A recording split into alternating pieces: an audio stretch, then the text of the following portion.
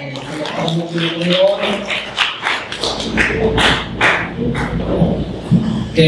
nakanda na ba yung mga notebook ninyo?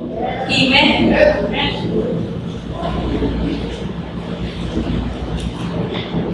Dito tayo nagsimula noong nakarang Sunday sa Matthew 24 verse 1. Sabi dito, lumabas si Jesus sa templo, paalis na siya nang lumapit ang mga alagad at itinuro sa kanya ang mga gusali ng templo. Noong panahon na yun ay buhay pa yung templo ng ating Panginoon o templo sa Israel na itinayo ni Zerubbabel. Ngayon, habang siya ay nasa templo, sinabi niya sa kanila, nakikita ba ninyo ang mga gusaling iyan? Tandaan ninyo, darating ang araw na wala niyang matitirang bato sa ibabaw ng kapwa bato. Lahat ay iguguho. Yun yung sabi niya. Ngayon, pagkaraan ng mga ilang araw, doon si Jesus ay nasa bundok ng mga Olivo. Habang siya nakaupo roon, palihim siyang tinanong ng kanyang mga alagad. Kailan po ba mangyayari ang mga sinabi ninyo? Ano yung sinabi na ang lahat daw ng yung gusali ninyo ay iguguho at walang maiiwan kahit isang haluglat man lang. Then tinanong siya ngayon, kailan po ba mangyayari ang mga sinabi ninyo? Pangalawang tanong, ano po ang magiging palatandaan ng inyong muling pagparito? Ito yung second coming. Then, ang pangatlong tanong, at kailan naman ang katapusan ng mundo? Ito yung tinanong sa kanya. Kaya, noong nakaraan ay pinag-aralan natin yung sinagot natin itong una, yung ano po ang magiging palatandaan ng inyong muling pagparito. At ngayong linggong ito, ilagay mo sa ating lesson. Ngayong linggong ito, natalakay din natin noong nakaraan yung rapture.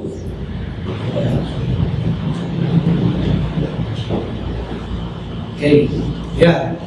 Itong outline na ito, nakita natin, ito yung tinatawag natin na church age. Ito yung panahon natin ngayon. At natalakay natin yung signs of the last days. Ang hindi ko natalakay, bago tayo lumundag sa rapture, ang hindi ko natalakay ay yung Russian invasion. Napakahalaga ito dahil siya ang nangyayari ngayon. Yung pagsalakay ng Russia. Then, after the Russian invasion, yun yung rapture. Yung rapture, ito ay isang programa ng Panginoong Kristo para lahat yung mga passionate Christian. Ano ba yung passionate? Ito, kumbaga sa apoy, ito yung nag-aapoy.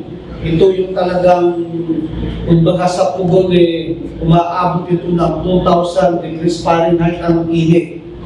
Ito yung mga Kristiyanong napakainit kayo. Amen ba? Ngayon, nakalagay dito sa baba, nominal Christian. Ano naman yung nominal Christian? Ito yung mga Kristiyano sa tawag lamang. Yan. Nominal Christian. Christian in name. So, yung passionate Christian, ito yung rapture, programa ito ng Panginoon na lahat ng mga Kristiyano nang iinit na gusto kay Lord ay dadalhin niya muna doon sa langit bago dumating ang pamamahala ng Antikristo. The government of Antichrist. Siya itong tribulation period, 3 1/2 years. Then, ang susunod, another 3 1/2 years, great tribulation na ito. Ito na yung marka ng 666. Then, bago dumating yung 1,000 years, lalabas mo na yung galit ng Diyos, yung wrath of God. Para saan naman yung wrath of God? Ito ay yung galit ng Diyos dahil sa kagagawan ng Antikristo. Parurusahan nila si Satanas, yung mga false prophet niya, at saka yung mga tao na magkahan ng 666. Dadalhin niya ito ngayon sa tinatawag na abyss o impyerno. Then after that, susunod na yung second coming, ikakasal na yun yung church sa Panginoon Kristo. Yung church, hindi kasama dito ang Hudyo. Ang Hudyo, mga kapatid ni Kristo yan. Ang church, ito yung tayo, mga Gentile. Then, after the marriage of the Lamb, magsisimula na yung 1,000 years na ang Panginoon Kristo ang namumuno. Pagkatapos ng 1,000 years, palilitan muli si Satanas, marami na naman siya madidisig, at magkakaroon ng battle of Gog and Magog. Then after that battle, magkakaroon na ng new heaven, new earth. Ito na yung eternal life na pinag-aaralan natin. Okay. Ngayon, ang tatalakayin natin ngayon na hindi ko naisingit nung nakaraan ay yung Russian invasion. Okay.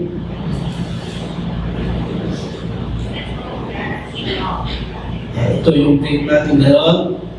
Ang tawag dito ay the Northeastern Invasion o the Russian Islamic Invasion or the Gog and Magog Invasion. Okay. Marami nagtuturo dito na medyo hindi masyadong maliwanag. Ang gagawin natin ay puro versikulo. Ito yung tinatawag natin expository sermon. Alam na ito ng mga nag-aaral sa pastoral, PTC. Dito ngayon ay meron tayong tatlong estudyante, si Brother Lloyd, si Sister Flo, at saka si Sister Lovely. Yan yung nag-aaral ngayon ng pastoral training course. Okay.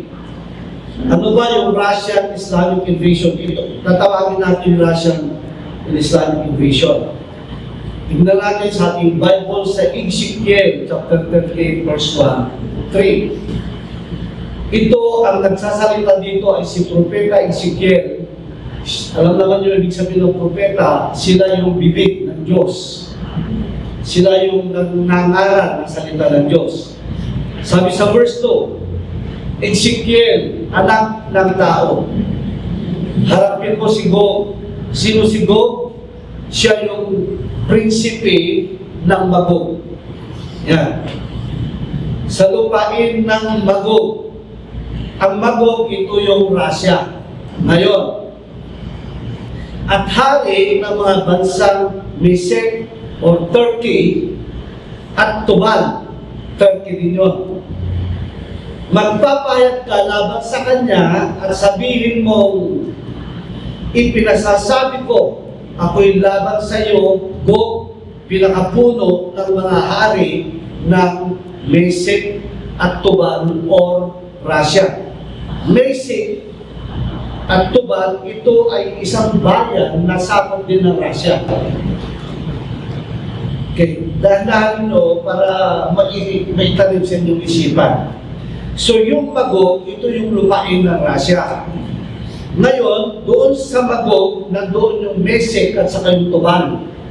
Hindi ko na yung nilagay yung mga pangalan dahil yung panahon na yun, Russia o Magog lahat yun.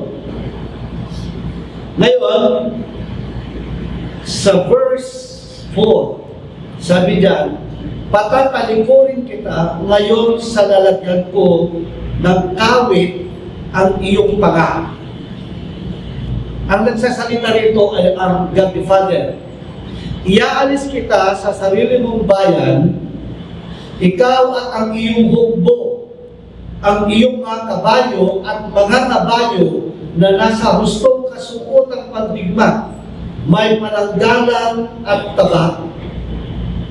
Kasama nila ang kalalakihan ng Persia. Ito yung Iran ngayon. Ethiopia. Hindi nagbago ang pangalan. Alam niyo, Ethiopia. Taga dito si Queen Sheba na naging kabit ni Solomon. At Libya, na bawang may pananggalan at naka-helmet. Kasama rin ang Gomer o Turkey, pati ang kanyang hukbo at ang Beth-Togarma, Turkey din ito, hanggang sa dulong Hilaga. Pag sinabing dulong Hilaga, far north. Isa lang naman ang far north, kundi Russia. Pati ang buong hukbo nito at ang kalalakihan ng marami pang bansa. So ito yung alyansya ng Russia. Ito yung Iran, Ethiopia, Libya, Syria, yan yung mga alyansya ngayon.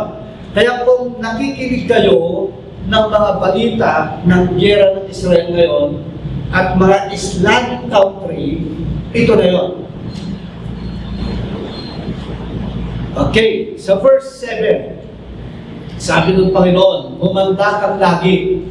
Ikaw at ang mga hukbong kasama mo, tumalaga kayo anumang oras na kailangan ko. Nakita niyo ang Panginoon na kailangan ko, sino kailangan niya? Itong Russia at ang kanyang mga alyansya. Maghanda kayo, tumalaga kayo. Pagdating ng oras na kailangan ko kayo, yun sabi nga. Pagkaraan ng maraming taon, titipunin ko kayo. Lulusubin ninyo ang isang bansang itinayong muli mula sa pagkaguho.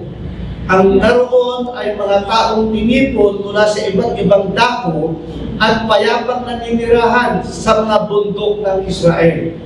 So, Israel ito. Nga lang, ang target ng Panginoon na ipasalakay sa Russia ay yung kabundukan ng Israel. Hindi kasama yung syudad. Kasi nung nagpunta kami sa Israel, at most of the time, pinasyalan namin yung kabundukan, talagang puro idols. Dalawa ang kasalanan ng Israel sa Diyos. Una, hindi sila naniniwala kay Kristo na siya ay Diyos. Naniniwala lang sila sa Diyos sama, kaya hindi sila masyado sa New Testament. Puro the law of Moses sila, Old Testament lang. Pangalawang kasalanan, idolatry. Bakit maraming idols sa kabundukan ng Israel? Kasi nung puntahan namin kung saan yung pinanganak si Jesus Cristo, may nakatayo ng katedral. Andun na yung maraming ribulto. Nung puntahan namin kung saan inilibing si Cristo, marami ng katedral. Andun yung mga ribulto. Nung puntahan namin yung kasal na dinaluhan ni Jesus Cristo, yung alat, tubig na naging alat, andun na yung katedral, puro ribulto. Kaya ito yung number one na sumisira sa panlasa ng Diyos, ang ribulto. Sabi na rito, kasama nila ang mga kalalakihan ng Persia. Bumalik ba ito? Okay. Pagkaraan ng maraming taon, ulitin ko, titipunin ko kayo, Russia, pati ang alyansya.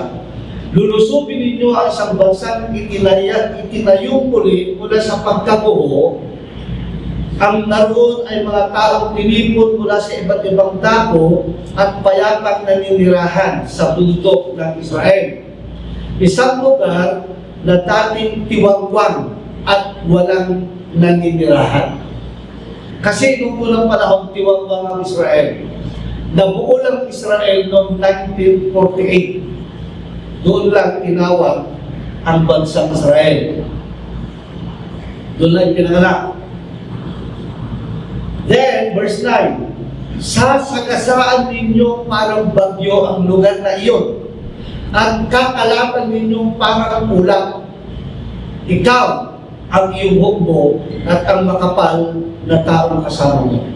Kita nyo bayan ng Israel, siyudad ng Diyos, it is the city of the Lord, pero si Lord mismo ang nagplano na ipawawasak niya ang kanyang siyudad. Bakit?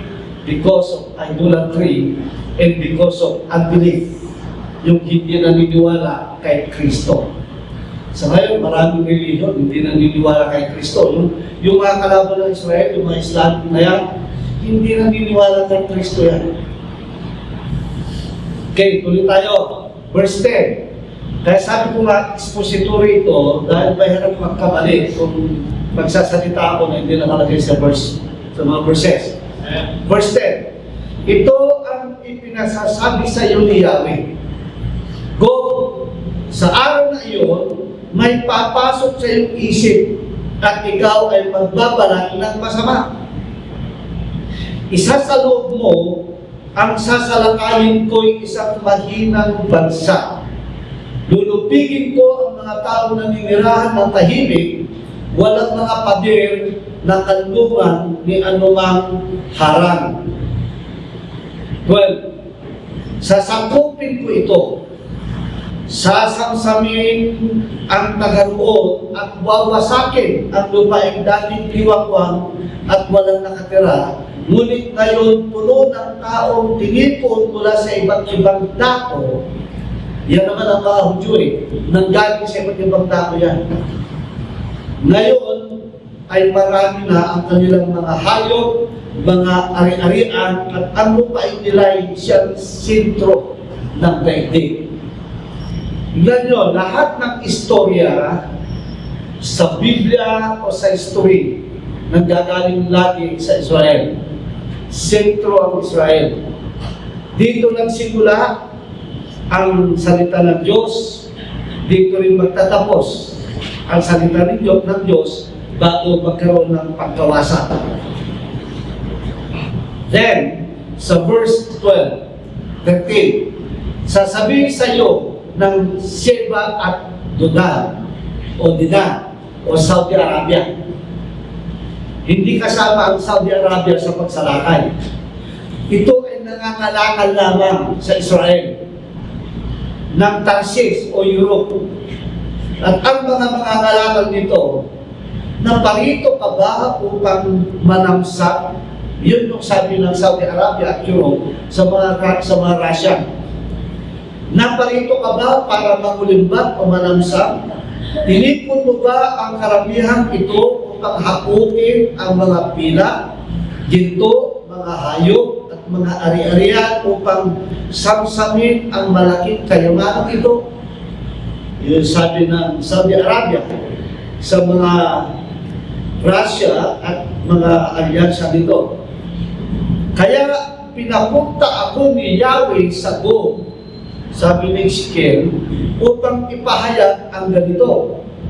Sa araw na namumuhay ng tahimik ang bayan kong Israel, yun, diniritsa na na, ikaw ay magbabalikwas, isasama mo ang makapal na tao, isang malaking hukbo na parang kabayuhan mula sa dulong hilaga o far north, which is Russia.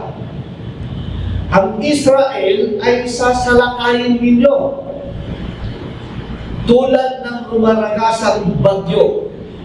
Ipapalusog ko sa iyo ang aking bayan. At hindi lang po sa walang favorite kay Lord basta nagkasala ka. Amen. Ano ba? Ipapalusog ko sa iyo ang aking bayan upang ipakilala sa mga bansa kung sino ako at upang sa pamamagitan mo'y may pakita sa kanila na ako ay banal. Ibig sabihin ng ako'y banal kasi ang Israel, ito ay kanyang bansa. Ito yung kanyang favorite place. Ito yung tinatawag na holy place. Nagkasala eh. Ngayon, kung nagkakasala ng Israel at tinatangkilik pa rin niya, hindi niya pinaparusahan, hindi siya banal bilang Diyos. Kaya sabi na, para may pakilala na ako'y banal, na kahit ito yung aking bansa, nagkasala, kailangang parusahan. Ang tawag doon, justice. Amin ba? Kaya kahit ako, hindi ako paborito ni Lord, pag nagkasala ako, katanggap ako ng justice. Then, sabi na rito, ipinasasabi pa ni Yahweh, noong araw pa, iniutos ko na sa mga lingkod kong propeta ng Israel na ipahayag nila na may isang bansang tatayo laban sa Israel at ikaw ang tinutukoy noon. Kaya may permiso ang Russia. Pag sinabing Islamic country, ito na yung, andyan na yung Iran, Iraq, Syria, Turkey, andyan na yung itong Egypt. Ngayon, nakikinig ako kahapon, dumadagdag pa ang China. At gusto na nang lusubin ng Taiwan. Ang sabi naman ng Amerika, subukan mong pasukin ng Taiwan, pupulbusin kita. Sabi naman ng Amerika sa China. Sabi naman ng China, kung gaano ka kalakas, malakas din ako, kaya kitang labanan. Kaya it is between Xi Jinping and Biden na ito.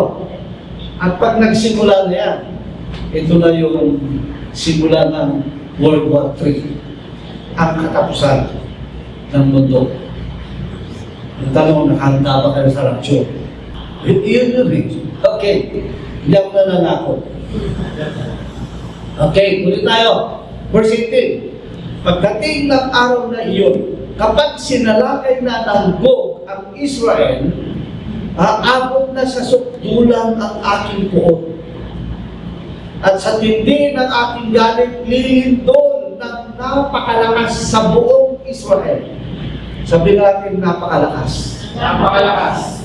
Tingnan niyo, Panginoon, utusan niya ang Russia para salakayan ng Israel.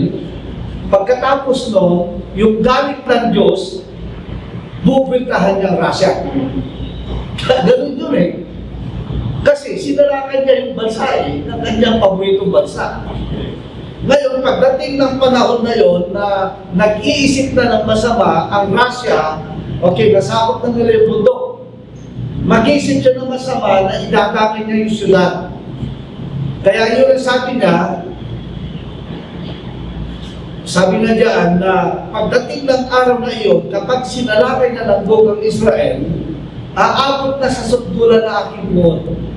At sa tindi na aking galit, lilindol na napakalakas sa buong Israel. Ang mga isda, ibon at hayop, malaki o maliit, at ang mga tao ay manginginig sa harap ko. Ang mga bundok ay guguho. Hindi naman ibig sabihin Israel lang ito. Damay na lahat. Lahat ng lugar na may bundok, guguho. Then, gayon din ang mga bangin. Ibig sabihin ng bangin, ito ay talagang matatabunan at ang lahat ng mga muog sa lupa. Alam niyo yung mga muog, ito yung mga matataas na lugar, ito yung mga building na malalaki. Lahat yun ay guguho. Paghahariin ko sa Gog ang matinding takot at sila-sila'y magtatagaan. Yan. Yun ang mangyayari sa Russia. Pagkatapos utusan ng Panginoon, ang Russia, na salakay ng kabundukan ng Israel, maglilindol ng napakalakas. Great earthquake sa English. Pag sinabing great, damay ang buong mundo. Buong mundo malilindol ito. Imagine pati ibon. Nakakita ba kayo ng ibon na nanginginig sa tao?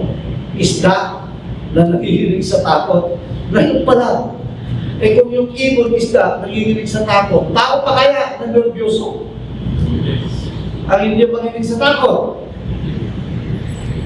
Lalo na kung nagbabagsakan na yung mga matataas na bahay, bundok, napapatag na, eh talagang dahil pag dumating na ganon, itong mga Russia o Islams na nandun sa kabundukan, sakot na nila yung kabundukan ng Israel, sa takot nila ay sila magpapatayan. Yung armas na dala nila, panlaban sa mga Israelita, yun ang gagamitin nila laban sa kanila. Ganon ang mangyayari. Then sabi sa verse 22, paparusahan ko siya sa pamamagitan ng salot at kamatayan. Yun yung sabi ng Panginoon. Iniisip ko, bakit ganun si Lord? Kasi una, ang Russia, hindi naniniwala sa Diyos. Mga komunista yan. Hindi naniniwala kay Jesus. So, itong mga ito, instrumento lang ng Panginoon na parusahan ng kanyang bayan. Para naman, yung kasalanan ng Russia ay lalong madagdagan at umabot na sa sukdulan na magaling ng Panginoon sa kanila. Kasi ang Panginoon, kapag nagkasala ang isang tao o ang isang bayan, at kaya pang tiisin, pagpasensya ng Panginoon, wala namang judgment pang dumarating eh. Yung sinabi sa 2 Peter chapter 3, napakahaba raw ang pasensya ng Diyos. Para ano? Para bigyan ang pagkakataon ng mga tao na humingi ng kapatawaran, mag-repent. Yun yung dahilan kung bakit napakahaba ang pasensya ng Diyos. Giving people for them to repent. Kung bakit napakalaki ang pag-ibig ng Diyos. Dahil gusto ng Panginoon, no one shall perish. Ayaw niya na ang kanyang pinagpagurang tao na nilalang ay mapunta sa impyerno. Gusto niya lahat mapunta sa langit. Kanya lang, gumagawa ng Panginoon ng mga programa para makita ng mga tao, para itong mga tao ito ay may pagkakataon magsisi. Hindi siya Diyos na berdugo na talagang tigas ng ulo niyo, patay lahat. Hindi gano'n ang Diyos. Nagbibigay siya na, okay, counting lindol, okay, counting kung ano-ano. Ngayon yung mga tao, nakita nyo sa Amerika nung natumba yung September 11 nila, yung 9/11. Lahat naman ng Amerikano na nalangin eh. Okay, wala na naman nag-pray-pray sa kanila. Imagine, sabi ng kaibigan kong Pastor Sam, napakahirap magpastor dito sa Amerika. Sa California siya. Lahat, marami na ako napasya ng churches dito. Ang pinakamaraming membro, karamihan, 50. Marami ng membro yun. Kadalasan, 5, 10. Ang gaganda ng church, pero yun lang membro. Well, nakikita natin sila, Austin, Dallas, malalaki yun, sila Myers. Malalaki yung church nila, pero bilang lang yun, wala pa 10 sa daliri malalaki church. Yung mga churches sa bayan-bayan, sabi nga, ang titigas ng ulo ng mga Amerikano. Ang sabi ko naman sa inyo, sa kanya, ako, pastor, papunta na doon ng Pilipino. Amen! Hello! Totoo ba yun? Hindi lahat iba yung mga Pilipino. Okay. Then, sabi nga, bukod sa sila magtatagal, paparusahan ko siya sa pamamagitan ng salong at kamatayan. Siya at ang kanyang mga hukbo ay pauulanan ko ng buhawi, malalaking yelo ng apoy at asupre. Imagine, ano ibig sabihin ng malalaking yelo? Nakakita na, naranasan na ba yung naulanan? Kaya ba yung lihisan yung ulan? Dikit-dikit, di ba? Kung basahin ninyo sa Revelation 16, ang timbang ng isang yelo na babagsak ay 50 kilos. Kasi bigat ng isang kaban na bigas. Dikit-dikit. Mabubuhay ka pag tinabahan ka ng isang patang na ulan. Ganito ang nangyayari sa Russia na nasa kabundukan ng Israel pagdating ng araw. Kaya kung nagbabasa ng Biblia ang Russia, dapat nag-iingat na sila ngayon. Dapat hindi na sila paghagamit kay Lord. Imagine, siya at ang kanyang mga hukbo ay pag-uulanan ko ng mga buhawi, ng buhawi, malalaking yelo ng apoy at asupre. Yelo na, umaapoy pa. Grabe. Alam niyo istorya ng Sodom and Gomorrah? Ganito yun. Dahil sabi nga, sa gandang paraan, ko maipapakita sa lahat ng bansa na ako ay mga pangyarihan at ako ay banal. Yun na naman. Bakit banal? Kasi ang Russia, makasalanan din eh. ginamit lang sila ng Panginoon. Kaya, walang favoritism para, okay, ginamit kita, libre ka na, hindi na kita parusahan. No. Halagang siya ay just. Sa gayo ay makikilala nilang ako ay si Yahweh. Okay. Sa Ezekiel 39 verse 1 to 4. Sinabi sa akin ni Yahweh, Ezekiel, anak ng tao, magpahayag ka laban sa Gog. Sabihin kong ipinasasabi ko, ako'y laban sa iyo, Gog. Yun na, diritsaan na. Ako'y laban sa iyo, Russia. Pangunahing pinuno ng Mesek at Tubal, which is Turkey. Babalik ka rin kita at mula sa dulong hilaga, far north, ay itataboy sa kabundukan ng Israel. Pagkatapos, aagawin ko ang pana o ang mga armas at mga palasol sa iyong mga kamay. Ikaw at ang iyong buong grupo ay malilipol sa kabundukan ng Israel. Pati ang makapal mong mga tauhan, ang iyong mga bangkay ay pababayaan kong kanin ng mga ibon at lapain ng mababangis na hayop. Sinasabi kong mabubuwal ka sa kaparangan. Lilikha ko ng sulog sa bagong. Ito pa masakit. Pagkatapos patayin ng Diyos ang lahat ng mga Russian army sa kabundukan ng Israel, susunugin pa niya ang buong Russia. Yan, no? Lilikha ko ng sulog sa bagong o sa Russia at sa baybayin ng dagat. Ang lugar na hindi dating nakakaranas ng gulo. Sa gayon, makikilala nilang ako si Yahweh. Buburahin ng Diyos ang Russia sa mapa pagdating ng araw. 7. Ipapakilala ko ang aking pangalan sa gitna ng bayan ko Israel. At di ko na pababayaang malapastanan pa ito. Yun na. Sa gayon, makikilala ng lahat ng bansa na ako si Yahweh, ang banal na Diyos ng Israel. Specific yun. Banal ng Diyos. Hindi na sinabi ng mga tao ng Israel. Sinabi ni Yahweh, dumarating na ang araw ng kaganapan ng mga bagay na ito. Alam nyo, kaya ko naalala ng isingin, dahil ito na yung araw, nangyari na ito. Kaya kung may panahon kayo, makinig naman kayo sa giyera ng Israel. Makinig kayo doon. Dama na. Tumutulong na ang Russia kasi ang frontage laban ng Islamic nation sa Israel ay ang Iran. Sinuportahan niya ang Hamas, sinuportahan niya ang Hezbollah, sinuportahan niya yung Houthi na yan. Ito yung mga rebelde. Imagine, sa loob ng 16 years, nag-tunnel itong mga Hamas na ito. Sa loob ng Egypt, tinadal nila ito papunta sa Israel. Naghahanda, imagine, 16 years.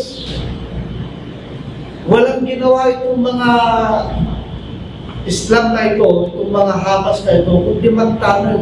At 3 level yung tunnel. Yung pinaka-itaas, dito yung pwesto ng mga sundalo na aatake. Sa ibaba, dito yung mga pagkain. Sa ilalim, nandito lang yung armas. Imagine, ilang hundred of kilometers yung tunnel mula sa Egypt, umabot hanggang sa Israel. Yung tunnel. Walang kamalay-malay ang Israel sa loob ng 16 na taon, kasi ang plano talaga ng mga Islamic nation, burahin ang Israel sa mapa. Hindi nila binabasa ang Biblia, sabi ng Panginoon sa Old Testament, dito sa Israel, dito ko kayo itatanim. At walang sinuman na pwedeng bubulot sa inyo. No one will approach you. because I am with you always. Sabi ng Panginoon. Kaya kahit na mismo magtulog-tulog ang Amerika, ang Russia, lahat ng malalaking bansa, hindi nila kaya ang Israel. Ando ng Diyos eh. Nangyayari lang ito dahil gusto niya yung Israel kasi maruming-marumi na sa paningin ng Diyos. Hindi ba, noong Old Testament, kapag nagkasala ang tao, hindi ka naman pwedeng mananalangin ka kay Lord noon, hindi.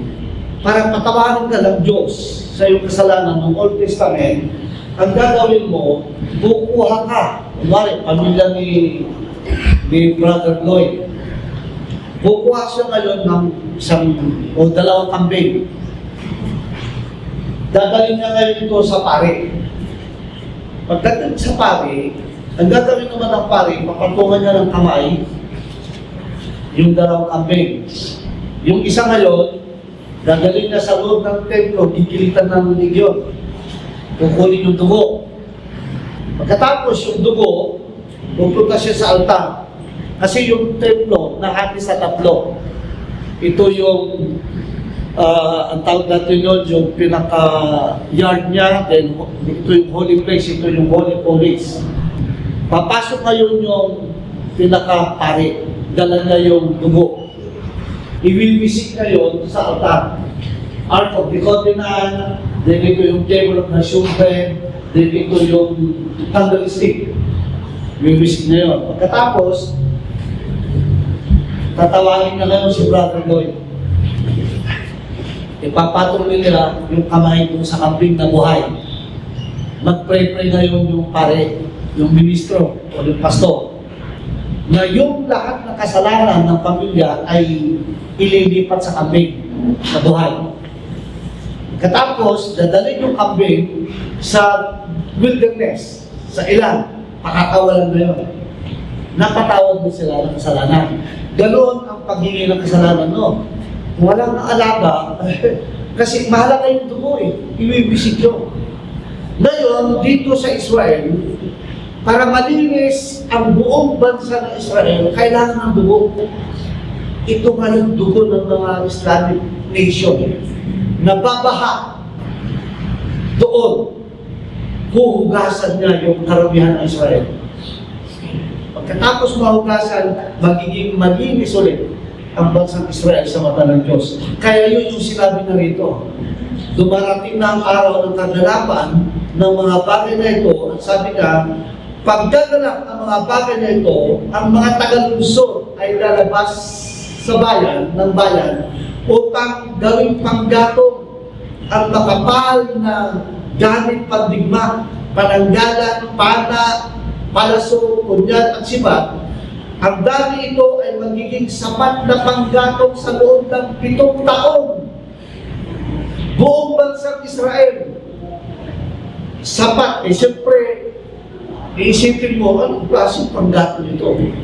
Yung mga baon nila, mga diesel, mga gasolina, lahat na pwedeng panggatong sa panahon natin ngayon. Imagine, yung buong bansang Israel, 7 taon, hindi nila mauubos yung makukulit ng armas ng mga namatay na sundalo ng Russia. Ganyan katindi. Then, sa verse 10, hindi na sila kailangang mangahoy sa bukid o sa gubat. Ang mga sandata iyon na ang kanilang igagatong. Ang mangyayari, sasamsamin o sasamsaman nila ang sanay mananamsak sa kanila. Ang Panginoong Yahweh ang may sabi nito. Kasi ang plano ng Russia is sasamsamin nila itong kayamanan. Ang problema, sila yung sinamsam ng Israel. Sinabi ni Yahweh, sa araw na iyon, ang Gog ay bibigyan ko ng isang libingan sa Israel. Doon na malilibing lahat ng sundalo ng Israel. Ang libis ng manlalakbay o the valley of Heshbon, ang tawag dito sa English. Sa silangan ng dagat na patay, doon siya ililibing kasama ang makapal na taong kasama niya ang libingang ito'y tatawaging libis ng bukbok ng Gog at libihisan ng mga manlalakbay. Ito yung napakalawak na simenteryo. Gets nyo? Kaya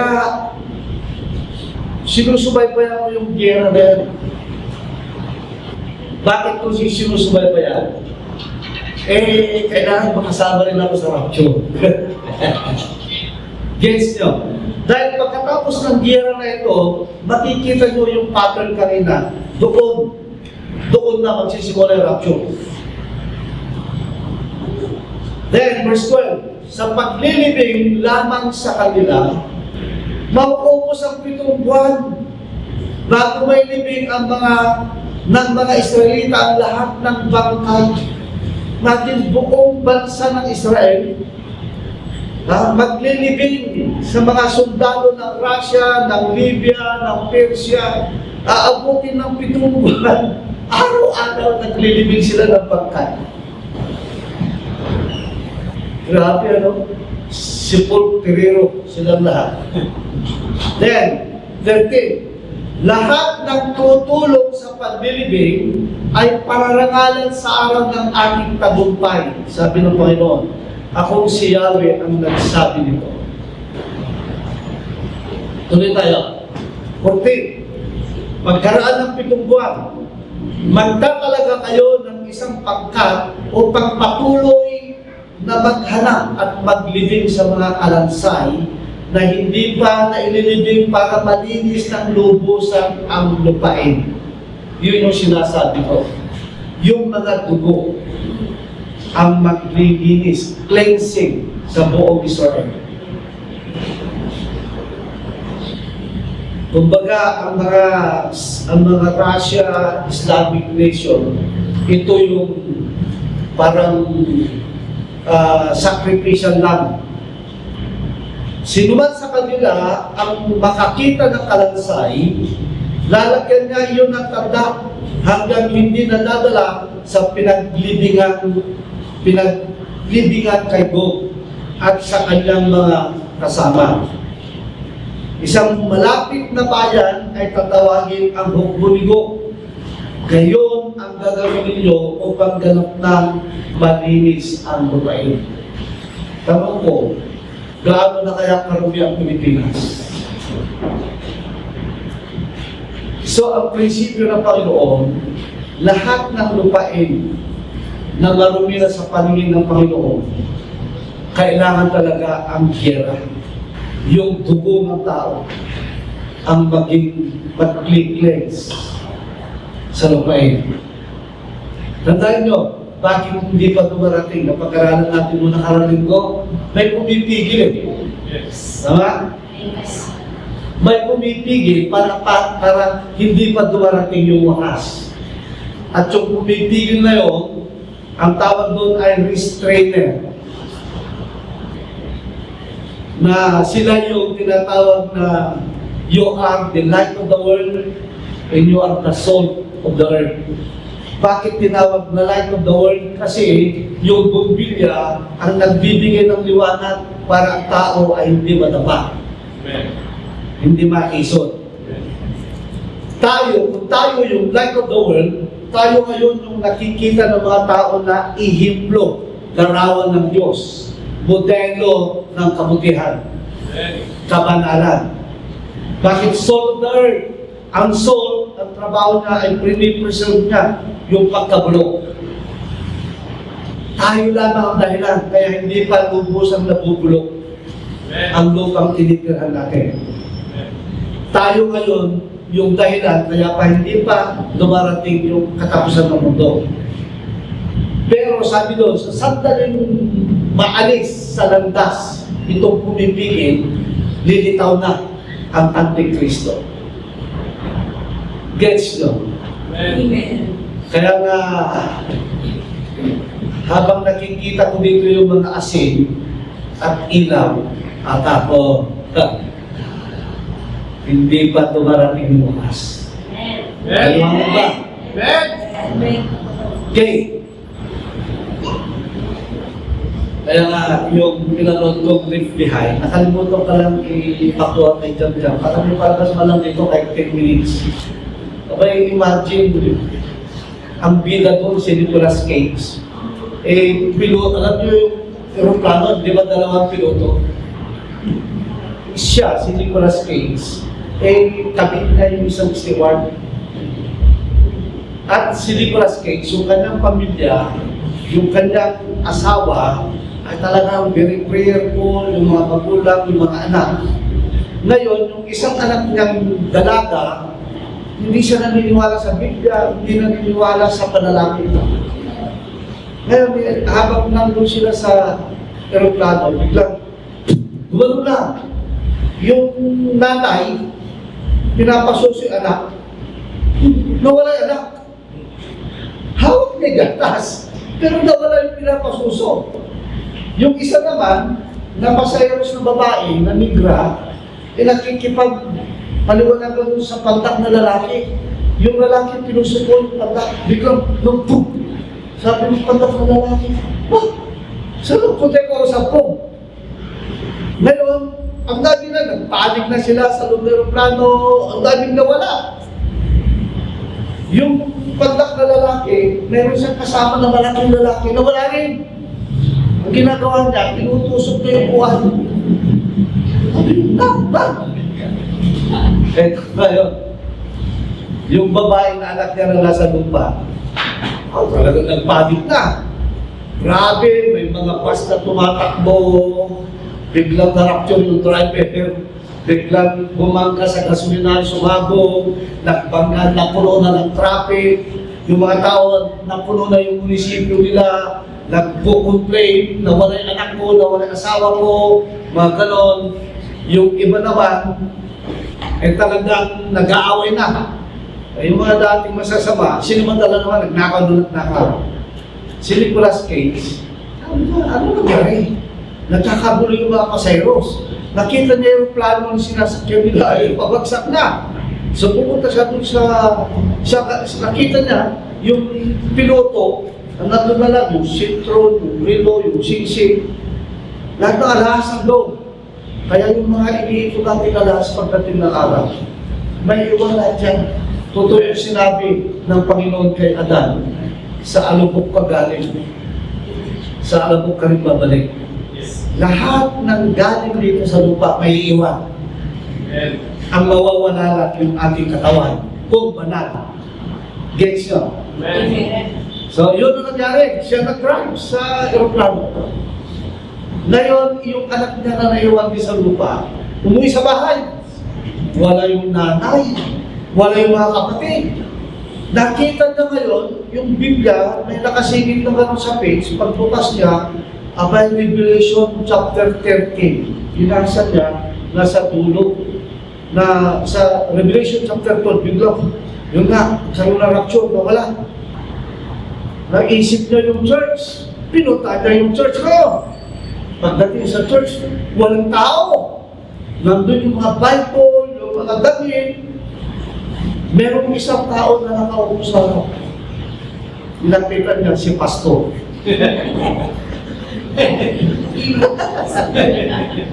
Sabi niya, why? Sabi niya dun sa pastor, why? Sabi niya, I think you are the pastor here in this church. Yes, I am. No, why? Bakit hindi ka na-rapture? Kasi sabi niya, hindi lang kasi basta salita. Kailangan paniwalaan mo yung salita at gawin mo. So what? Ikaw yung nagtuturo eh. Di dapat pinaniwalaan mo yung tinuturo mo. Hindi ang ibig kong sabihin, at hindi ako naniniwala. Ikaw mismo, hindi naniniwala sa sinasabi mo. Pati ako, paniniwalain mo. Diyan ka na nga. Ako, kaya maraming pastor ang may iwan. Kaya alam mo, sabi ni Pablo, I discipline myself so that when I preach the gospel, I myself shall not be disqualified. Amen. Kaya napakahalaga mga kapatid. Sino gusto ng rapture? Pero hindi magtaas ng kamay, sabi ni Satanas, akin na. So, anong gagawin natin? Hindi lang basta makinig. Yes. Paniwalaan mo at gawin mo. Tandaan nyo, yung pinagpakaburan natin ngayon, pinagkakabalaan natin, temporary lang yan habang nandito tayo. Ang problema, kung ano yung pinagkakabalahan natin, ito yung nanliligaw sa atin, inililigaw tayo sa tamang pinapagawa sa atin ng Panginoon. Gets nyo? Ang gusto ng Panginoon, andyan yung dapat mong gawin. Pero ang sabi niya, love me with all your heart, with all your soul. Amen. Maliwanag mo ba? Amen. Kaya ang katwiran ni Pablo, nung siya nandito pa, sabi na, I fight the good fight of faith. Lumaban ako, nanindigan ako. Lumaban ako ng tamang laban ng pananampalataya. At ang sabi pa niya, to live is Christ, and to die is gain. Mamamatay tayong lahat eh, mga kapatid. Mamamatay tayong lahat. Walang mabubuhay magpakailanman. Pero, mabubuhay din tayo kung tayo ay na kay Kristo. Amen. Papalitan yung katawan na mortal sa immortal, yung katawan na nabubulok sa hindi nabubulok. At pag napalitan na yan, yun ay sinasabing eternal life. Wala nang kamatayan. So ipagpapalit mo ba, kunwari sa akin, 77 years old na ako ngayon. Kung bibigyan ako ni Lord ng buhay, kunwari, na 76, 78, di ba isang taon pa ako. Kunwari, abay, iba pa ako magpakabisi sa pangangailangan ko sa pagyaman ko baga. Ay, isang taon na lang, ibibigay ko na lahat yung oras ko kay Lord. Amen. Dahil alam ko, mamamatay ako ng 78. Dahil pagka nagawa ko lahat, yung gusto ni Lord, muli akong mabubuhay at mabubuhay na ako magpakailan-kailanman. Amen. Ang problema, hindi ko alam kung kailan ako mamamatay eh. Ngayon kaya sabi niya, maghanda kayo. Kagaya nung bago-bago pala ako, nag-aaral pala ako ng pastoral. Sa Marikina kami. Talagang nararamdaman ko na yung panawagan ng Diyos sa akin na magpastor. Sa lahat ng ayaw mo, yung magpastor. Dahil na yung tatay ko, yung modelo ko eh. Dahil sa kanyang pagpapastor, hindi na kami kayong pag-aralin sa hirap ng buhay ng pastor. Kaya sabi ko, hindi ako magpapastor. Ito na, maramdaman ko ng tinatawag ako ng Panginoon. Bakit? Tingnan nyo lang. Mga sinyalis. Una, nagpunta kami doon sa Tabuk. Pumunta kami sa Batong Buhay Mining. Nung pauwi kami, hinundang kami ng 5 tao.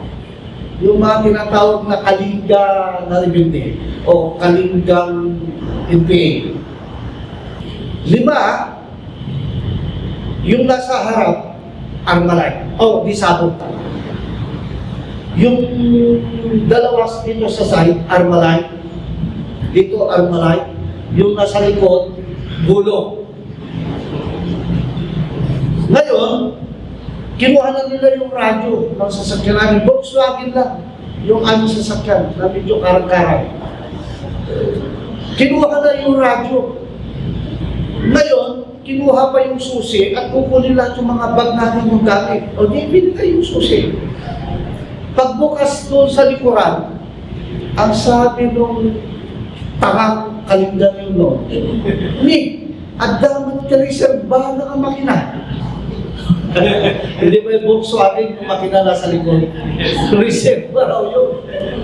Pero yung nalagyan nasa harap, nandun, mayroong baril doon, may radyo. Ako, delikado. Buti, yun lang ang binuksan. Tapos binuksan yung gasolinahan sa side.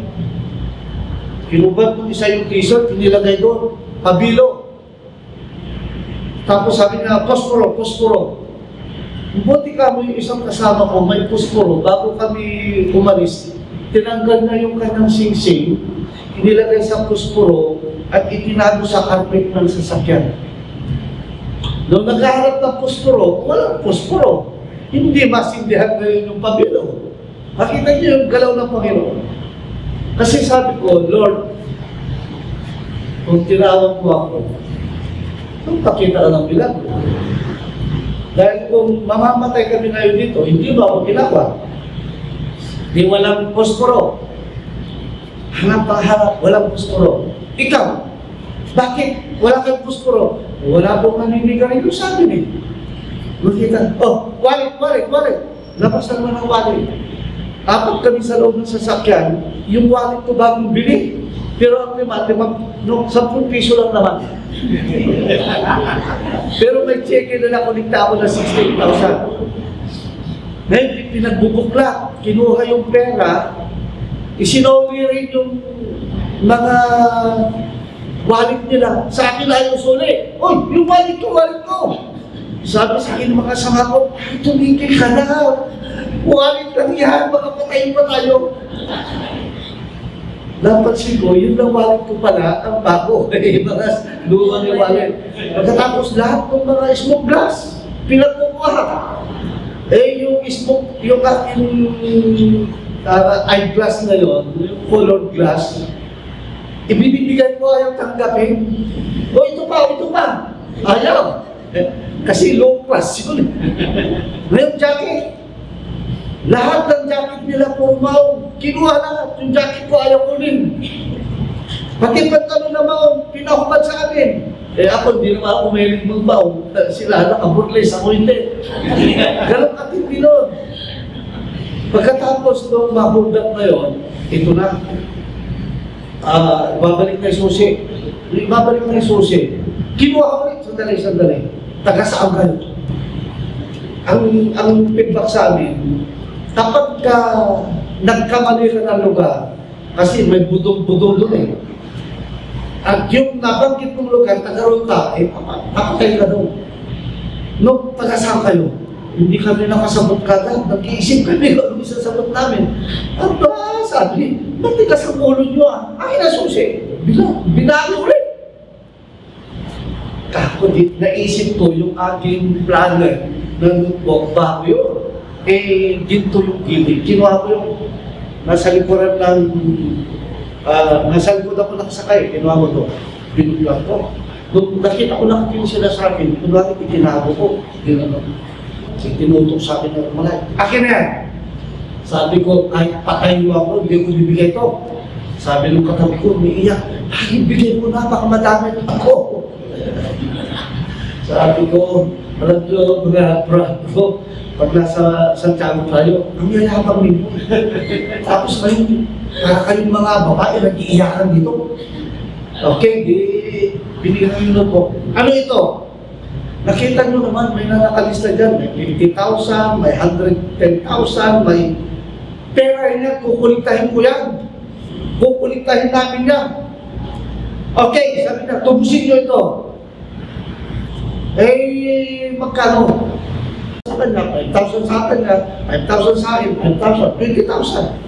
O, saan namin tutubusin? Dito, sa lugar na ito. O, sige. O, bilangin, punta na. Ako tatakalag itong mga inyo. Ito na, binalik na yung susi. Ayaw umandahan. Ano ba rin? Hindi. Nagalit yung kasama mo. Ginagod niya, bang! Umanda. Ito na. Daan yun, liligo ka agad eh. Nung umanda na kami, lumingon ako, sabi ko sa bintana, mga tanga! Sa inyo na lang yung notebook! Hindi na kami babalik. Nung ganan yung kanilang baril, nakaikot na kami. Pagdating sa headquarter, may headquarter sa bunga. Andun yung general kong Kiloon. Nag-report kami. Abay, pinalakpakan pa kami. Alam ba ninyo na lahat na hinold up dyan, pinatay, sinunog? Kaya kami pumalakpak, kayo lang nakaligtas. Kako, may panawagan ka ako. Yun yung mga sinyales. Kaya, yun yung napakalaga kung mayroon kang panawagan kayo. Talagang aalagaan ka niya, ililigtas ka niya sa lahat ng oras. Amen. Gets niyo? Kung namatay ako na hindi ko tinupad yung panawagan, hiyari ako sa kanya ngayon. Kaya ang problema lahat tayo tinawag eh. Yes. Wala naman hindi tinawag dito. Amen. Ngayon, kung tinawag kayo, may pinapagawa sa inyo, Panginoon. Tama? Yes. Kaya ang problema, hindi nyo ginagawa. Tapos gusto nyo marapture. Ibang usapan. Ibang usapan. Kaya sabihin mo sa katabi mo, gusto kong marapture. Okay. Tuloy tayo. Then, sa verse 18, kanin ninyo ang laman ng mga mandirigma at inumin ang dugo ng mga pinuno ng daigdig. Sino inutusan niyang kanin? Yung mga ibon. Sige, kanin ninyo ang laman ng mga mandirigma at inumin ang dugo ng mga pinuno ng daigdig. Ito ay siya ninyong pinakatupang lalaki. Ayun, parang alay. Kasi pagka nag-aalay noon ng tupang lalaki, kordero, kambing, toro, at baka. Magsasawa kayo sa taba at malalago sa dugo dito sa maraming handog na inilaan ko sa inyo. Yun yung regalo lang nyo sa mga ibon. Mga buwetray, mga gano'n. Sa hapat ko'y mabubusog kayo sa kabayo at mandirigmang sakay nito. At sa lahat ng uri ng kawan, akong si Yahweh ang nagsabi nito. Ganon nilinisin ng Panginoon ang Israel. Amin ba? Amen. Okay. Ano ang resulta? Isasamarise natin. Ano ang resulta ng Russian Islamic? Okay, tuloy ko yung kwento. Yung kwento na yun, kaya ako nabanggit yun, yung panawagan. Kasi nung nasa Marikina ako, nag-aaral ng pastoral, talagang tinatanong ko ang Panginoon. Nung papunta pa lang kami, asa Santa Fe kami, tinanong ko na, Lord, bakit ako yung tinawag mo? Ako, may edad na ako, bakit hindi yung mga bata ang tawagin mo at malakas pa sila? Wala akong sagot na naririnig. Ang dami kong reklamo. Pagdating namin doon, parang sinasabi sa akin na masasagot lahat ng tanong mo. Then, yung pangatlong araw namin na nagsiseminar, may dumating, nag-invite, mga brother, meron po tayong speaker mamayang gabi, umatin po kayo. Total, hanggang alas 5 lang naman yung training ninyo. Ang start po ng seminar natin ay alas 7. Kung malapit lang, jump shop yun eh. Nilinis nila, doon yung parang, anong tawag doon? Parang, hindi naman seminar, kundi parang evangelism, parang gano'n. Nandun kami. Ang katabi ko, mga 63 years old. Katabi ko. Ang taon ko ng panahon na yun ay nasa 40 years old ako. 40 years old, 63 years old. Ito na. At yung drum set na ganyan, merong isang bata. Ang likod, siguro kasi lakay ni yung mga 14 o mga 13, 14 years old. Hindi naman kalakihan, medyo kaya paro ng paro sa drum. Mga ganon. Pero hindi masyadong matangkad yan. Paro ng drum. Hindi kami nagkakaintindihan yung kausap ko kasi nakikipagkilala ko eh. Nag-aaral din siya nag-train din siya sa pagpapastor pero sa ibang lugar. Ang ina naman ang pak nito. Hoy, pumayag ka! Sabi, ito na, dumating na yung senior lang, simula na, present worship na. Hindi naman siya nag-drum. May drummer. Yung bata, pumunta sa likod. Nung matapos yung praise and worship, ngayon po ay tinatawag na po natin yung ating speaker ngayon. Siya po ay imported from Bicol, Magalang. Abay, nung tumayo yung speaker ng bata, ang speaker, napangangakan ng lahat. Ano matututunan namin sa batang ito? Nung siya magsalita, nananalangin pala, nagsisimula ng tumayo, balahibo ko, nakakaligisap na. Ang grabe ng anointing ng bata ito. Nung siya mag-preach, iba na. Talagang, ang kapal na yung katabi ko, umiyak na. Umiyak na. Ako, ang ingay ko naman, bro. Ba't to? Ano iniiyakan mo? Sabi nung katabi kong tanda, si Lord, umiyak ako kayo. Sana, nung tinawag niya ako, ganyan yung edad ko. Ngayon na lang niya ako tinawag, 63 years old. Alam mo, biglang nangusap sa akin, o ano, yung tanong mong matanda ka na. Yun, 14 years old. Yan, 63 years old. Ikaw, 40 years old. Anong problema mo?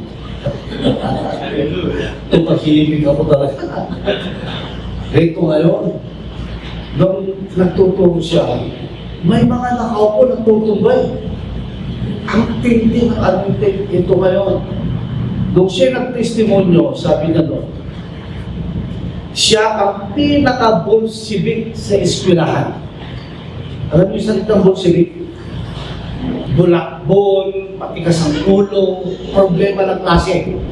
Kasi papasok siya, iiwanan lang yung bag, magkakating class, pupunta doon sa paupahan ng bisikleta, maghapon na nagbabag, hindi nag-aaral.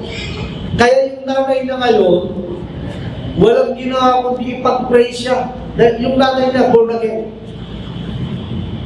Nagagalit ako, sabi niya, dahil nag-pray-pray yung nanay ko. Sinasabi niya, Lord, yung anak kong si, ano itong pangalan niya, nakalimutan ko yung pangalan niya eh. Yung anak ko, Lord, sabi niya, ma-born again. Nilapitan ko yung nanay ko, ba't mo ba ako mag-pray-pray? Marunong ako mag-pray ah. Huwag mo ako pakialaman sa prayer nanay. Alam niyo yung nanay niya, natalingan na yung buhay. Hindi na siya aabot ng 3 months dahil may sakit ng cancer. Ang ginawa niya, Lord, itong 3 months na ito na ibinigay mo sa akin ay iaalay ko sa paglilingkod sa iyo. Isa lang ay hinihingi ko bago mo ako kunin yung anak kong ito na sakit ng ulo ng eskwelahan, sakit ng ulo ng pamilya. Lord, ang panalangin ko, ma-born again at maglingkod sa iyo. Yun yung prayer. Lumuluhod yung nanay mula sa pintuan nila papasok, nakaluhod yun yung prayer kahit anong oras. At ang pakiusap ng nanay nila, huwag siyang istorbuhin. Ganon. Ngayon, lumampas yung 3 buwan, 6 na buwan, 1 taon, hindi namatay yung nanay. At nung magpa-check up, wala na yung sakit na cancer. Gumaling! Kaya sabi niya, sa asawa niya, sabi niya, Darling, kung tutuusin, patay na ako. Binuhay ako ng Panginoon. Ibig sabihin, ituring mo na akong wala sa iyo. Ituring mo na akong patay sa iyo. Ituring na akong patay sa pamilya nito. Dahil ang buhay ko, ilalaan mo na lang sa Diyos. Ang tindi, ano? Sana ganun kayo lahat, ano? Ngayon, ang prayer yung anak. Yung anak ko niya, second floor yung bahay nila. Nasa itaas, nakaupo doon sa bitana. Habang nakaupo doon, biglang may dumaan na naliwanag at nakasulat doon. Maglingkod ka sa akin. Ganon. Biglang, nalaglag. Mula second floor, nalaglag sa lupa. Nung siya'y matauhan, na kumatos 2 araw, nung siya'y matauhan, alam yung unang lumabas sa bibig mo bata, praise the Lord. Gets nyo? Doon nagsimulang mangaral itong bata nito. At ang isang narinig kong testimonyo nagpro-krusada sa Bicol, sa plaza mismo. Eh yung mga pulis, galit na galit sa mga naririnig. Kasi alam niyo yung mga Bicolano talagang taal na mga Katoliko yan. Minsan, itong batang ito, dumalaw sa munisipyo para mag-preach sa mga nakakulong. Ang ginawa nitong lukulong pulis, ikinulong ng bata. Gumawa ng kasalanan ng bata, kaya nakulong. Ang sabi ng bata, halabas na ninyo ako dahil bukas, mag-preach pa ako sa plaza. 3 araw yun. Sabi ng pulis daw, ano pakialam ko? Then, yung huling pakiusap ng bata, kapag hindi mo ka ako pinalabas dito, hindi ka na masisikatan ng araw bukas. Ganun sinabi ng bata, kayong dalawa, hindi na nyo makikita ang araw bukas. Hindi pinalabas. Pag kinumagahan, patay yung dalawang pulis. Pinalabas yung bata. Ganon katindi ang anunting. Umiiyak. Yung matanda, nakikita ako kita. Oo nga, ba't nga ba hindi kayo tinatawag ni Lord yan? Hello? Eh, tuloy tayo. Sarap ang istorya eh, no? Amen. Okay, ano ang resulta sa mga Russian? Una, great earthquake. Sabi sa verse 19-20, chapter 38. Sabi dito ng Panginoon, in my zeal and very wrath, I declare that at that time there shall be a great earthquake in the land of Israel. Yan yung resulta. Then the fish in the sea, the birds in the sky, and the beasts of the field, every creature that moves along the ground, and all the people on the face of the earth. Dito maliwanag. All the people on the face of the earth. Sa Tagalog kanila, Israel lang binabanggit.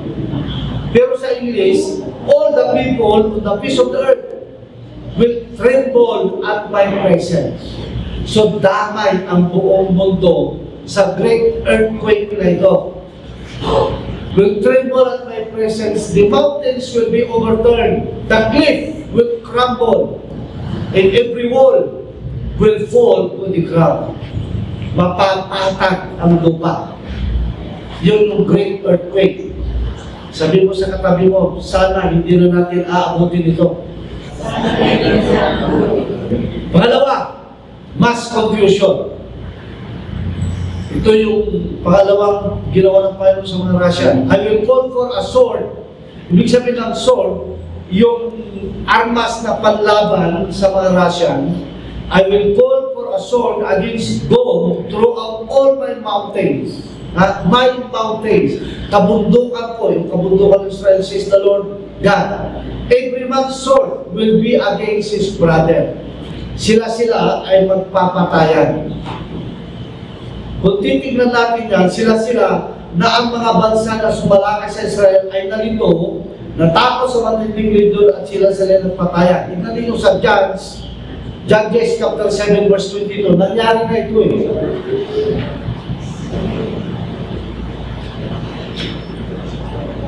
Ito ay nung panahon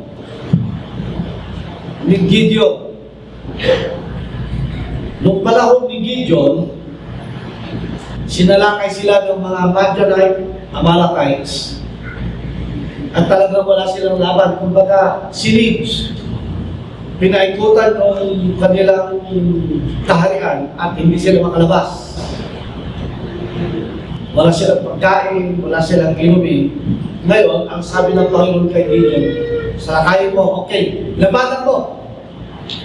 Ang sabi ni Gideon ay naghanap siya ng tao, nakaipon siya ng 32,000 na sundalo. Nung harapin na niya kalaban, sabi ni Lord, oh, marami kang kasama.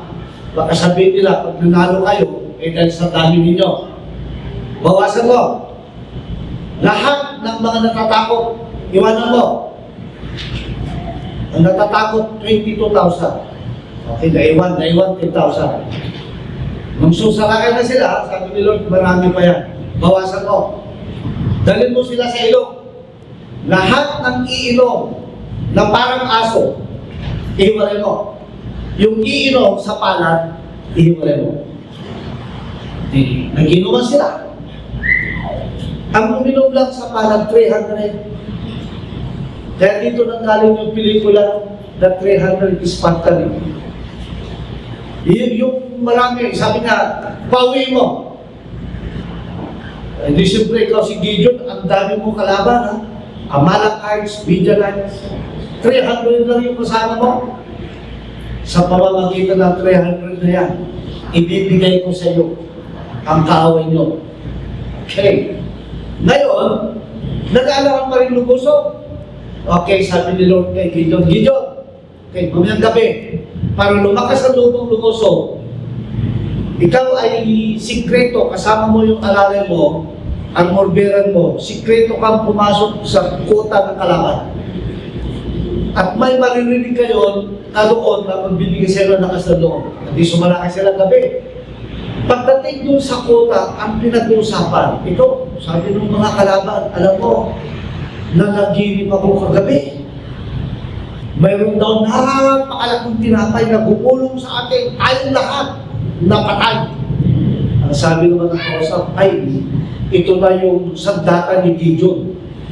Delikado ang buhay natin. Balik na yun si Gideon sa kota nila.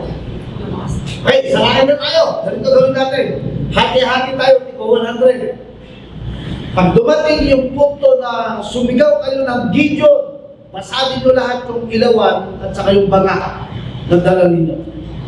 Pagsalakay doon, noong pagdating nila doon, pinasag nila yung banga, yung ilaw, pinatay, sumigaw sila, Gideon! Gideon! Nakaranta lahat yung mga kaaway. Kaya ito sabi nga, at habang walang tigil sa pag-ihip ng trumpeta ang 300 Israelita, pinaglaban-laban ni Yahweh ang mga nasa kampo. Kanya-kanya silang takbo tungo sa Serera hanggang Betsita at Abel-Mehola, malapit sa Tabata. Pinaglaban-laban sila niya. Ganyan ang nangyari sa Russia. Gets nyo? May natutunan kayo? Amen! Pangatlo, na ginawa ng Panginoon sa mga Russian o Islamic, nagbigay siya ng mga sakit. Sabi daw sa verse 22, and I will bring him to judgment with pestilence. Kita nyo, sa tingin nyo saan galing yung COVID? Galing kay Lord yan. Sa kanya yung pestilence, sa kanya yung earthquake. Bakit na ipinadala ang COVID? Tignan ninyo, simula nung may COVID, hindi ba lahat ng tao na nalangin kay Lord? Nag-pray-pray. Lord, ilayo mo kami sa COVID. Pero ngayon wala na naman COVID, wala na naman. Resort dito, resort doon.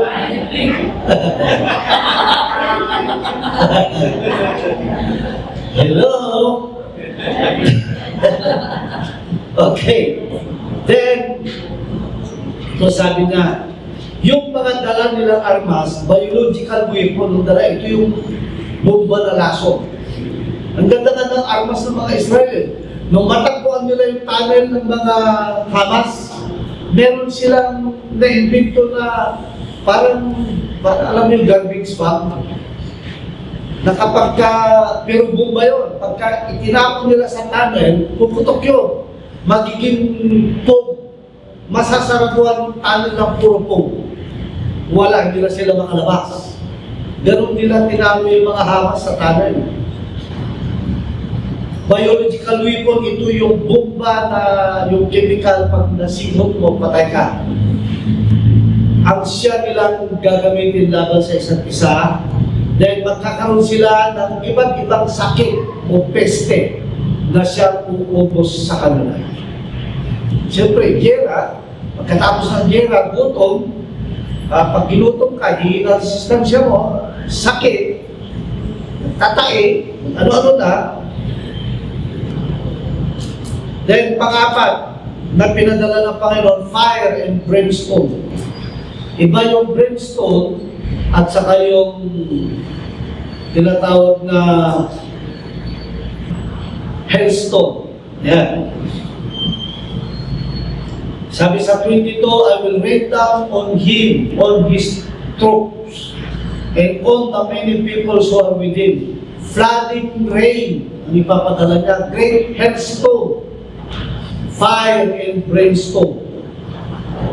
Okay, ano itong brimstone? Ito yung apoy at asupre. Yung hailstone, ito yung sinasabi ko kanina na yelo, na parang bato katigas, stone na nasa 50 kilos ang isang, yan. Ang brimstone, tawag dito apoy at asupre. Ang hailstone, mga yelo o pack of ice. Ang hailstorm, ito naman yung bagyo ng yelo. Kaya dito, hailstorm. At ang sabi dito sa Genesis 19:23 to 24, nangyari ito sa Sodom and Gomorrah, mataas na ang araw nang makarating si Lot sa Suar, sa kapalamang pinaulanan ni Yahweh ng apoy at asupre ang Sodom and Gomorrah. Yun yung brimstone. Yan yung darating sa mga Russian sa mundo ng mga Israel. At ang sabi sa Revelation 16:21, doon sa Bible dito, umulan ng malalaking tipak ng yelo na tumitimbang ng halos 50 kilo bawat isa. Nasa Biblia yan. At ang nabagsakan, nabagsakan ang mga tao at nilapastanan ng mga tao ang Diyos dahil sa nakakapangilabog na salot na dinaranas nila. Ito yung sitwasyon sa unang araw. Wala nang panahon magsisi yung mga tao nun. Sa halip, habang dumadaan sila sa hirap, lalo sila nagagalit sa Diyos. Bakit? Wala na yung Holy Spirit na nasa kanila. Wala na nagko-convict. Na-rapture na kasi. Kasama ng mga restrainer. Imagine na lang natin yung 50 kilos na yelo na babagsak. Kung ang bahay mo, managpis lang yung yelo, yun pa yung bahay. Nakasakay ka sa kotse, yung kotse. Saan ka magtatago? Pwede, sa kuweba. Maliligtas ka, no? Pero kung nasa loob ka ng bahay, kung 50 kilos yung yelo, mawawasak ang bahay. Yan ang magaganap sa mga Russian. Pero itong Revelation 16 na ito yung magaganap pagdating ng great o yung wrath of God. Ito ang gagamitin ng Panginoon. At wala na tayo na. Na-rapture na tayo. Amen. Gets nyo? Hindi na nyo matitikman yung galit ng Diyos. Kasi galit siya sa mga namangka ng 666. Bakit? Inagsubmit sila na sa Tarasel, sa Gabis. Nakuha na nila yung tatak ng Diyos. Kaya, ang bilin, ano man ang mangyari kung maiwan ka, huwag kang magpapatatak. Pagdating ng araw na yun, wala naman sila electrical, wala naman yung lethal injection. Hindi sila gagamit ng gano'n. Puro gelatin. Alam niyo yung gelatin? Yung ilalagay yung ulo mo, yung babagsak yun. Bakit? Kasi pakikinabangan nila yung atay mo, yung kidney, yung puso. Kung lethal injection, hindi na pwede. Samantalang kung pupubutak ka, may ibibinta pa nila yung parte ng katawan mo. Pero, agad-agad yung iyong kaluluwa at espiritu, punta ka agad sa langit. Kahit wala kang ginawa kay Lord, mapupunta ka na sa langit. Ito yung sinasabi sa 1 Corinthians chapter 9 na wala kang corona pero ligtas ka. Kasi, nung nagpapugod ka, ipinakita mo kay Satanas at saka kay Lord na kay Lord ka. Pag nagpamata ka, ipinapakita mo na kay Satanas ka. Hindi ka nga napugutan. Pero tandaan mo, 7 years lang ito. Pero pag napugutan ka, walang problema. Buo ka naman pagdating mo sa langit eh. Babalik ka ulit, buo na. Gets nyo? Amen. Kaya mamili kayo ngayon sa tatlo. Rapture, pugot ulo, O tago. Ngayon, kung magtatago ka naman at hindi ka nahanapan, ibig sabihin kay Lord, si Lord ang pinili mo. Pagdating niya ng second coming, hahanapin ka ni Lord. Amen. At kasama ka niya mabubuhay ng 1,000 years muli. Amen. Ang tanong, saan ka magtatago? Kung taga Barangay Patol ka, hindi ba meron na tayong national ID? Saan ka magtatago? Alam na nila, nakarecord na yung address mo, yung birthday mo, DNA mo. Magtago ka dun sa kuweba, sa kabundukan. Parang hindi ka na mahanapan ni Kapitan doon. O ng mga Sangguniang Bayan. Hindi ka na mahanapan doon. Kaya kung sa akala mo, hindi ka mararapture, gumawa ka na ng kuweba mo, mag-stock ka na ng bigas doon. Pagkain mo, doon ka na lang mag-stay. Mas maganda ma-rapture na lang tayo. Amen. Okay, then pang-5, fiery destruction. Ito na yung apoy. And I will send fire on Magog, and on those who live in security in the coastal land. Then they shall know that I am the Lord. Ano yung divine destruction of Russia through fire from the Lord? Yung ibig sabihin si Lord na may gawa.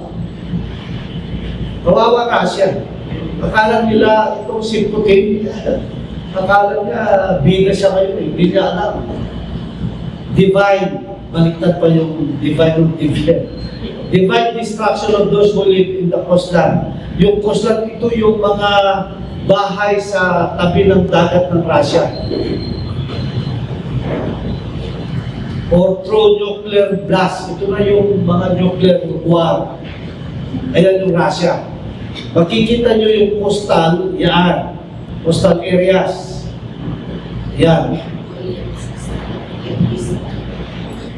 Masusunog lahat yung orange na yan. Pagdating na gets nyo.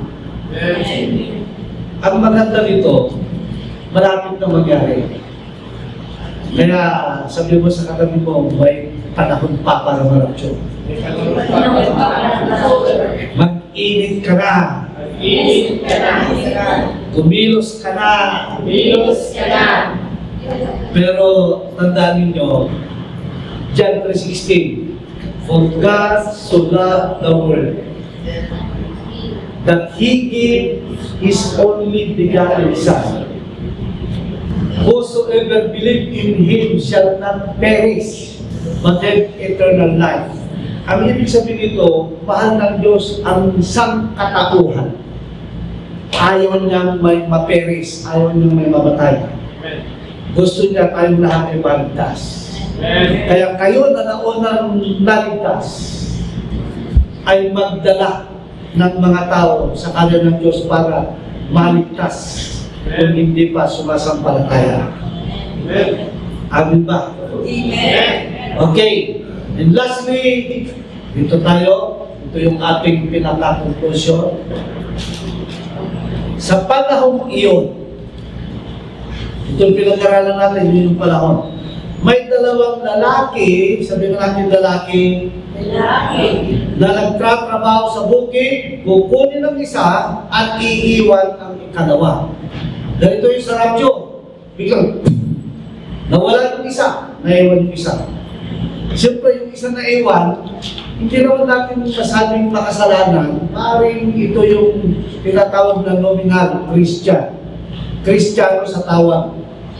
Then 41, may dalawang babae. Sabihin natin babae. So dalawa lang binanggit. Wala siyang binanggit na bakla at tomboy. Ang binanggit lang dito, lalaki at babae. May dalawang babaeng nagtrabaho sa gilinan, pupunin ang isa at iiwan ang ikalawa. Verse 42, kayo magbasa, 1, 2, 3. Kaya maging handa kayo dahil hindi nyo alam kung kailan darating ang inyong Panginoon. Tuloy. Tandaan niyo ito, Kung alam ng may-ari ng bahay kung anong oras sa gabi na darating ang magnanakaw, siya'y magahanda at hindi niya magpapayak pasukin ang kanyang bahay. Kung alam ng may bahay.